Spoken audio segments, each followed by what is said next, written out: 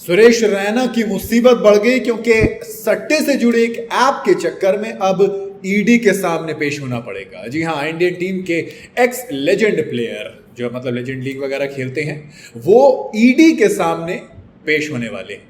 उनको अवैध सट्टेबाजी प्लेटफॉर्म की चल रही जांच के सिलसिले में 13 अगस्त को दिल्ली के कार्यालय में बुलाया गया है। ईडी बैटिंग ऐप 1xBet मामले में सुरेश रैना का बयान दर्ज करेगी। इससे पहले मुंबई की ईडी की जांच की टीम ने परी मैच नाम की एक और सट्टेबाजी ऐप थी। इसके रैकेट के बारे में और जानकारी करने के लिए मुंबई, दिल्ली एनसीआर, हैदराबाद, जयपुर और सूरत समेत 15 जगहों पर तलाशी ली थी।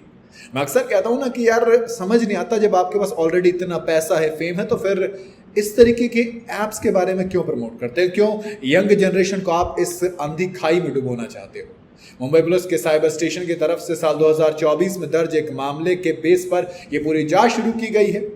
जी हां, अब इसमें सुरेश रैना भी फंस गए हैं। उनको ईडी के सामने पेश होने के लिए कहा गया और रिपोर्ट्स के मुताबिक उनके ऊपर भी इस ऐप को प्रमोट करने का आरोप है। मन में सवाल तो आएगा ना, क्योंकि देखो जब आप प्रमोशन कर रहे हो तो आपको भी पता है कि कितना सही है कितना गलत है। आप मुंह से बोले ना बोले, लेकिन आपका दिल जानता है जो आप काम कर रहे हो वो सही है या नहीं।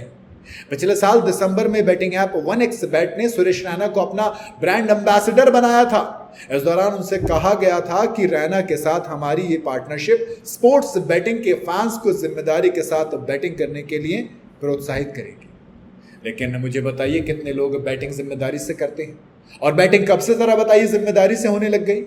केंद्र सरकार ने इन ऐप्स को बैन कर दिया था, लेकिन इसके बावजूद ये सभी अलग अलग नाम से अपना काम कर रहे हैं। रिपोर्ट्स के मुताबिक इन प्लेटफॉर्म के बैन होने के बावजूद सेलिब्रिटी प्रमोशन के चलते इनको पॉपुलैरिटी मिल जाती है।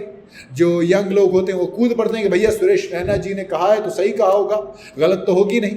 और अब ईडी ने कहा कि काम कीजिए, इधर आ जाइए, बात करेंगे। जरा आपने प्रमोशन किया, आपने प्रमोट किया, अब आइए जरा हम बात करेंगे। जांच में पता चला है कि इन प्लेटफॉर्म से करीब 2000 करोड़ रुपए की कमाई की है। रिपोर्ट्स के मुताबिक ये अमाउंट क्रिप्टो वॉलेट, तमिलनाडु के एक इलाके में एटीएम के जरिए छोटी छोटी अमाउंट के तौर पर निकालती गई। हाल ही में खबर आई थी कि ईडी की टीम ने इंडिया के एक्स क्रिकेटर सुरेश रैना, हरभजन सिंह, युवराज सिंह, इन तीनों को बैटिंग ऐप्स के प्रमोशन के लिए नोटिस भेजने का फैसला किया था, क्योंकि खिलाड़ी सोशल मीडिया पर अलग अलग ऐप्स का प्रमोशन करते हुए नजर आते हैं।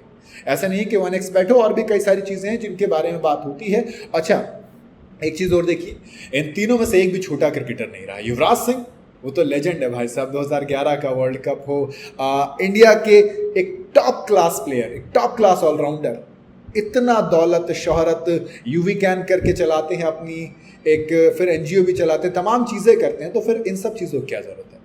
भजूपा तो राजनीति में भी एक्टिव है, तो फिर ये सब चीज़ों की क्या ज़रूरत है? पॉपुलैरिटी, कमेंट्री, तमाम चीज़ें सुरेश रैना भी करते हैं, तो फिर इन तरीकों की ज़रूरत क्या है? मेरे हिसाब से अगर इन चीज़ों को अवॉइड ही करो तो ज़्यादा बेहतर है।